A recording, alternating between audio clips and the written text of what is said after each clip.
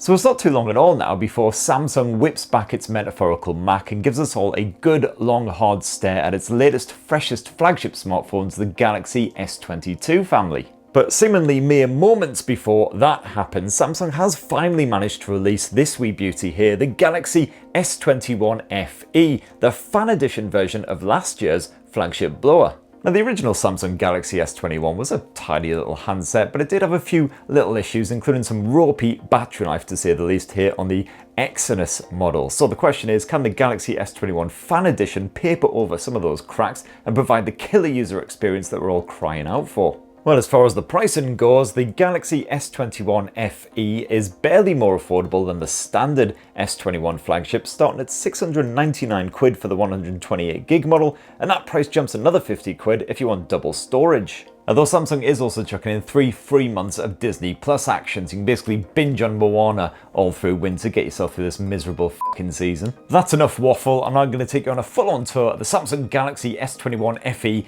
5G and do a side-by-side comparison with the original S21 to see what's actually improved and is the fan edition worth your cash. And for more on the latest and greatest tech, please do subscribe and ding that notifications bell. Cheers! Okay, so let's start with what is in the box. Well, you got yourself one Samsung Galaxy S21 FE, pokey pin to get your SIM in there, Type-C to Type-C USB cable, and a quick start guide, and that's basically it. So there's no charger in there as usual, not really a massive shocker given how skinny the box was. So here is my Samsung Galaxy S21 Fan Edition 5G. As you can see there, I've got the lavender model, which definitely reminds me of trips around to my grandparents as a sprog, because oh boy, did my nana love a good bit of lavender. All I need now is a biscuit barrel full of trios and clubs and basically nostalgia complete.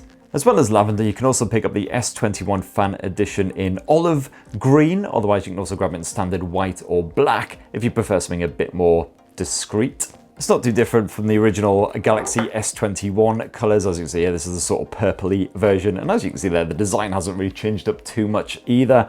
The camera chassis and the edge of the phone now blends in more with the rest of the back end, although there is still a bit of seam action on the go there. So overall, yeah, I do think the S21 original looks a bit more premium with that metallic edging and camera chassis. And it is definitely a shame that the S21 Fan Edition doesn't come in the rainbow selection of colours that the S20 Fan Edition, its predecessor, was available in. As for the actual materials, well, the arse end of the S21 Fan Edition, like the original, is once again constructed from plastic, which may sound a bit wanky, but it has proved impressively rugged and scratch resistant here on the S21, which I've had for over a year now, still looking pretty pristine once I give it a bit of a buffing. And speaking of which, that matte finish is also pretty decent at hiding greasy prints and other nasty marks like that. Meanwhile, around the front of the Fan Edition, you once again get a Gorilla Glass Victus coating. This is pleasingly shatter resistant. You can drop the Fan Edition from a distance. Hopefully that screen should survive intact. But I have noticed that Victus does scratch up a lot more easily than previous versions of Gorilla Glass. Certainly the original S21 here, that display has got some pretty deep scratches and gouges on it, which thankfully aren't visible when you're actually using the phone, but whenever the screen is hibernating, they are quite obvious.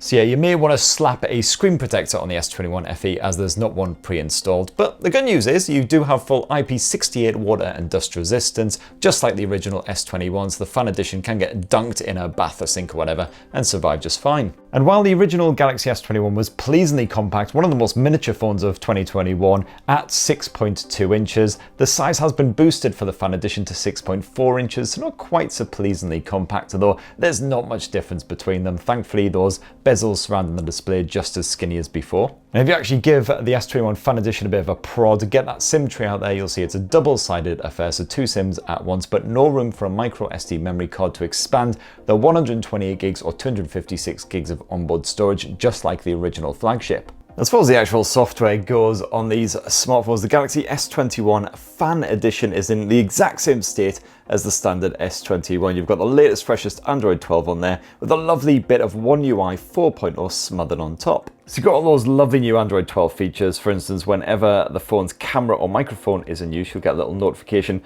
popping up top there, just so you know that your phone is keeping tabs on you. You can give that a little tap for more information as well, so you can see exactly which apps are accessing the camera or the mic, and then you can deny access if you want. And as always with One UI, plenty of customization and personalization here on the S21 FE as well. So dive into wallpaper and style. You've got that fresh new color palette feature as introduced by Android 12. This can introduce fresh new colors for your menus and icons and everything based on your actual wallpaper that you've got installed to really change up the look and the vibe. And as always, lots of other bonus features chucked on here by Samsung as well, including lots of gesture support. You've got a bit of one-handed mode, Bixby routines, all that good stuff. But I won't bang on about One UI 4.0 again in this video because I've already done a full video specifically on Samsung's launches, so definitely go check that out if you want to know more. And of course, as ever, the people who are going to get the most out of the Samsung Galaxy S21 Fan Edition are, unsurprisingly, the fans, because Samsung has absolutely loaded this thing with all of its usual bonus apps. So if you use Samsung Pay, Samsung Health, SmartThings, all that good stuff, well, yep, that's all present and correct.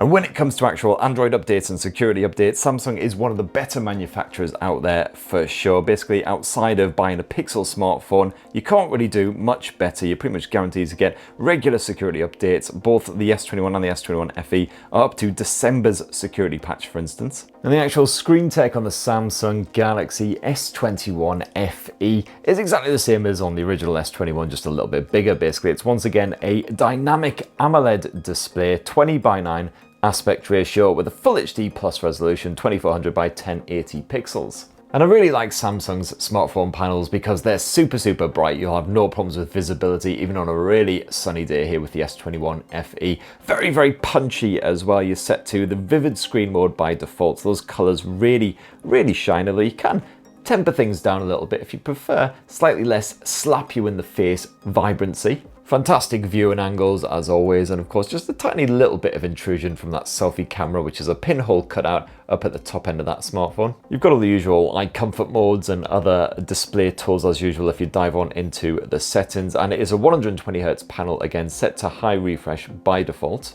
On the audio front, you've got a stereo speaker setup once again here on the Galaxy S21 FE, but let's see if it's actually any good. Stack of smartphones sat beside me might suggest the number of stock Android smartphones is actually pretty damn small right now. Alright, now for a quick basis of comparison, let's just try the S21 again. So despite what this stack of smartphones sat beside me might suggest, the number of stock Android smartphones is actually pretty damn small right now. So there's definitely a clear difference between the S21 and the S21 Fan Edition. The Fan Edition, I actually prefer the audio on this thing. It doesn't get quite to the same sort of peak volume as the original S21, but the audio quality is definitely better. The sound isn't quite as tinny and echoey. You've got a more full-bodied bit of sound here from those speakers. Unfortunately, of course, no actual headphone jack here on the S21 FE as with the original S21. So it's going to be dongles all the way, otherwise a good bit of Bluetooth, and I have found that the Bluetooth connectivity on Samsung smartphones is usually pretty damn reliable, and solid codec support as well. So now performance, and as with the original S21, the actual chipset that you get packed inside of the Fan Edition does depend on which corner of this miserable little planet you actually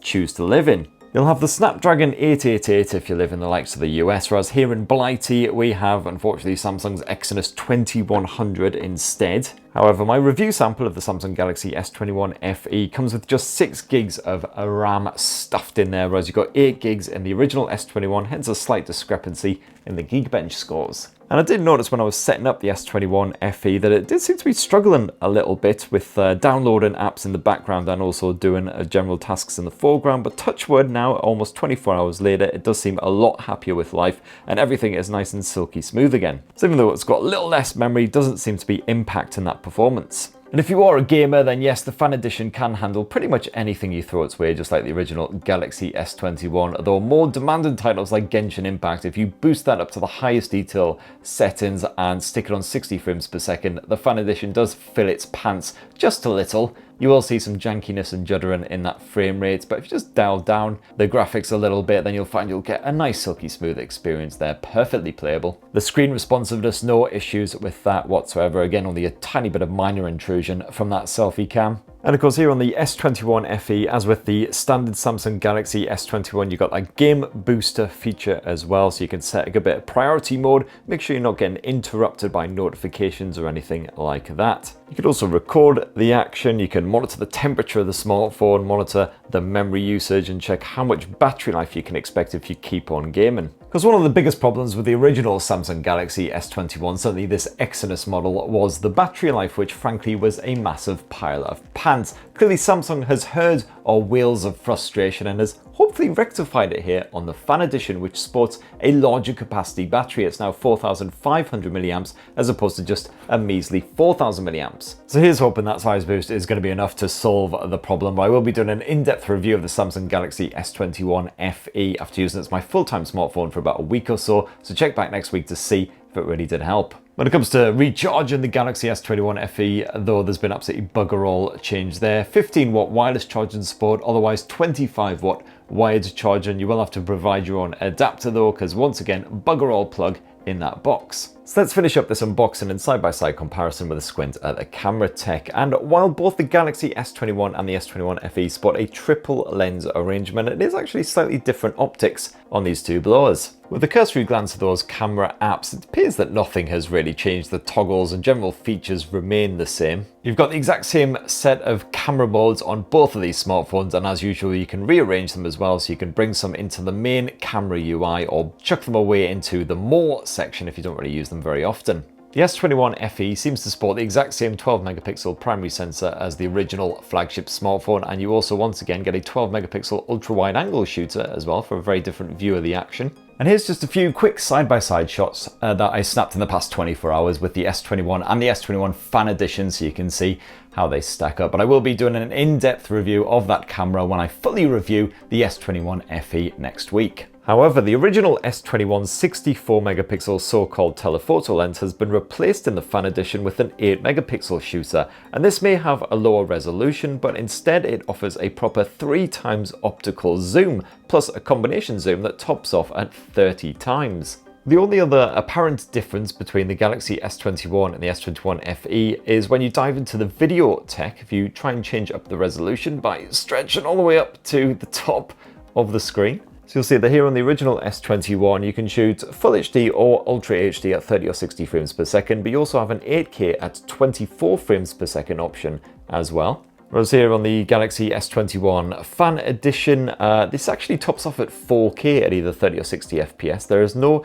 8K option. And then last up around the front, there is bugger all difference between the S21 and the Fan Edition. Once more, it's a 32 megapixel selfie shooter, so you can get some gorgeous looking snaps on the go there, unless your face is quite as haggard looking as mine. But as I said, stay tuned for my in-depth review of the Samsung Galaxy S21 FE for a closer look at that camera tech, the photo and video chops. But that in a nutshell is my whirlwind tour. So what do you think of the Samsung Galaxy S21 FE? Are you tempted despite the fact that it basically costs about the same as that original flagship? Hopefully the battery life will be improved. You've got that proper telephoto shooter on there, so maybe that'll sway it for you. Be great to hear your thoughts down in the comments below. Please do poke, subscribe and ding that notifications bell for more on the latest and greatest tech, and have yourselves a bloody lovely rest of the week. Cheers everyone, love you.